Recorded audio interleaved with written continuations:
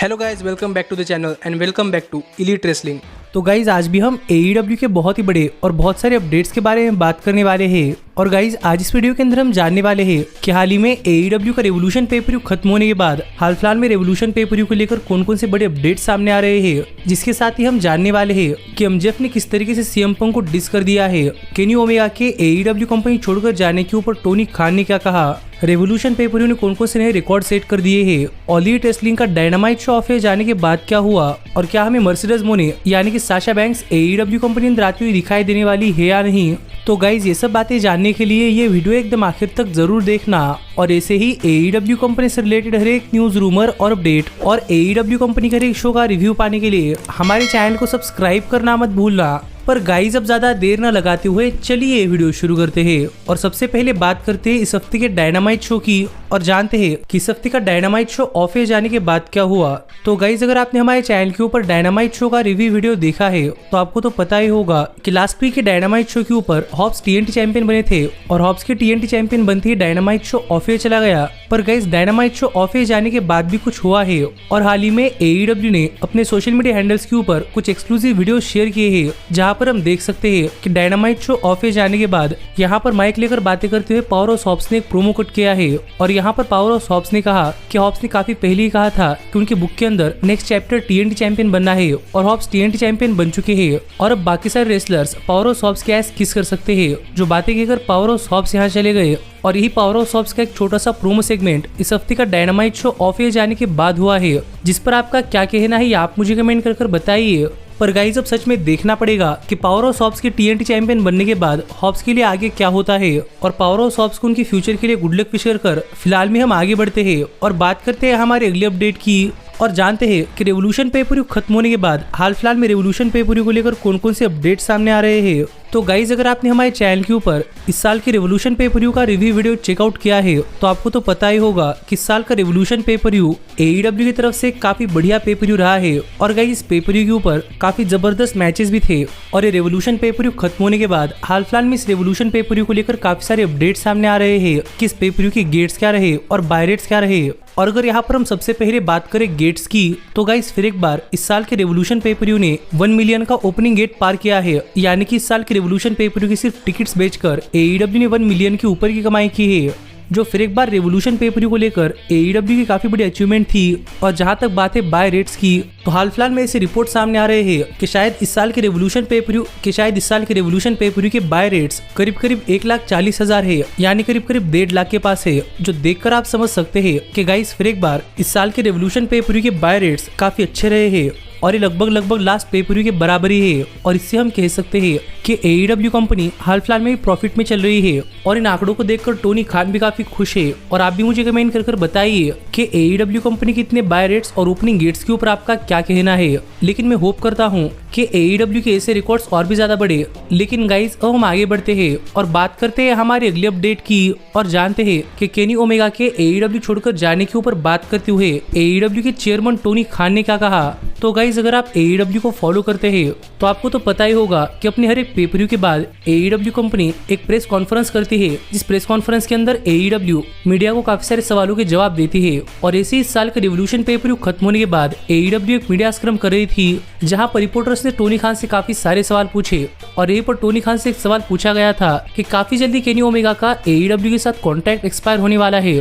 तो क्या Kenny Omega AEW छोड़कर जाने वाले हैं या नहीं। और यहाँ पर इस सवाल का जवाब देते हुए टोनी खान ने कहा कि केनी ओमेगा का फ्यूचर केनी ओमेगा का फ्यूचर है और उस पर टोनी खान कुछ कह नहीं सकते। पर as a founding member Tony Khan hope करते हैं कि केनी ओमेगा आगे भी AEW के साथ ही कंटिन्यू करेंगे और ना सिर्फ केनी ओमेगा बल्कि यंग बक्स भी ओमेगा के साथ AEW कंपनी को फ्यूचर के अंदर काफी बड़ी कंपनी करने के लिए मदद करेंगे, क्योंकि ये AEW के ऐसे पिलर्स है जिन्हें खोना AEW अफोर्ड नहीं कर सकती। और टोनी को भी नहीं लगता कि एकदम स्क्रैच से शुरू की हुई कंपनी द एलीट ऐसे ही छोड़कर कहीं चली जाएगी। जो बात यहाँ पर टोनी खान ने कही है और टोनी खान की इन बातों से तो हम समझ सकते हैं कि गाइज यहाँ पर टोनी खान का कहना है कि केनी ओमेगा और द एलीट हमें काफी देर तक AEW के साथ आगे भी कंटिन्यू करते हुए दिखाई दे सकती है। और अगर ऐसा है तो गाइज मैं तो काफी खुश हूँ, क्योंकि मैं ओमेगा और द एलीट को AEW छोड़कर जाते हुए नहीं देखना चाहता। अगर कोई सुपरस्टार है जो कि केनी ओमेगा के साथ मैच चाहता है तो वो AEW के अंदर आकर उनके खिलाफ मैचेस दे सकता है, जैसे कि ब्रायन डेनियल्सन ने किया है। पर सच में मैं नहीं चाहता कि द एलीट AEW छोड़कर चली जाए। जिस पर आपका भी क्या कहना है आप मुझे कमेंट कर बताइए।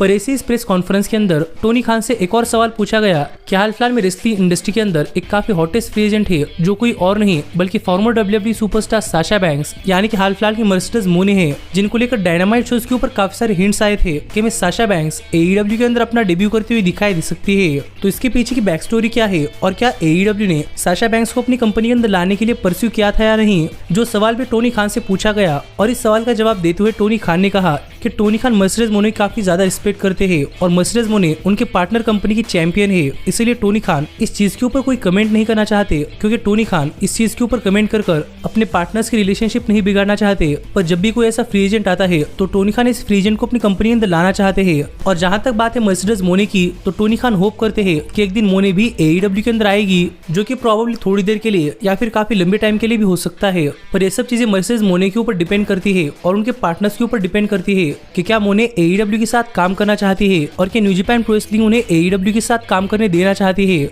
जो बातें यहाँ पर टोनी खान ने जवाब देते हुए कही है। और इससे तो हम समझ सकते हैं कि गाइस शायद एईडब्ल्यू ने मर्सिडीज मोने को अपनी कंपनी अंदर लाने के लिए परस्यू किया था, पर क्या पता शायद इन दोनों के बीच में कोई डील नहीं हो पाई, इसलिए हमें मर्सिडीज मोने एईडब्ल्यू के अंदर नहीं देखने को मिली। पर गाइस अब भी थोड़ी फार होप है कि हमें मोने एईडब्ल्यू के अंदर देखने को मिल सकती है, और वो कैसे ये मैं आपको आगे चलकर बताऊंगा। पर आप भी मुझे कमेंट कर बताइए कि टोनी खान के इन कमेंट्स के ऊपर आपका क्या कहना है और क्या आप होप करते हैं कि मोने एईडब्ल्यू के अंदर आएंगी। पर गाइस अब हम आगे बढ़ते हैं और बात करते हैं हमारे सबसे बड़ी अपडेट की, और जानते हैं कि इस प्रेस कॉन्फ्रेंस से सबसे बड़ी अपडेट कौन सी सामने आ रही है। तो गाइज अगर आपने प्रेस कॉन्फ्रेंस पूरी तरीके से देखी है तो आपको तो पता ही होगा कि इस पूरे प्रेस कॉन्फ्रेंस के अंदर एमजेएफ के तो कुछ अलग ही तेवर थे। और अगर आपने ये नहीं देखी तो गाइज मैं आपको बताना चाहूंगा कि जब एमजेएफ अपने चैंपियनशिप मैच खत्म कर यहाँ पर प्रेस कॉन्फ्रेंस के लिए आए, पूरी तरीके से सीएम पंक के गेटअप के अंदर आए थे, जैसे कि पंक ने अपना मैच खत्म होने के बाद अपने गले के अंदर टॉवल रखी थी बिल्कुल वैसे ही। और यहाँ पर आकर बात करते हुए एमजेएफ ने काफी बार best in the world line कही और ये कहा कि MJF best in the world है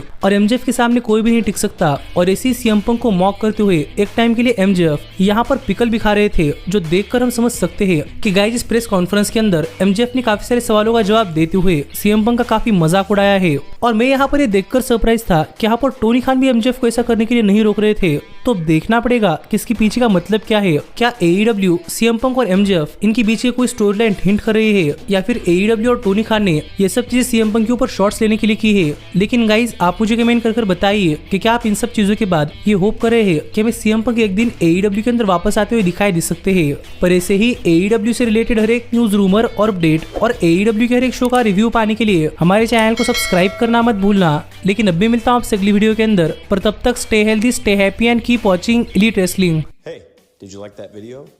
Click the screen for more. And where do you think you're going? Check out our official merchandise page and to support the entire cast. And thanks so much for being the elite. The elite, the elite. What, Nick, you're not going to sing it all with me this time?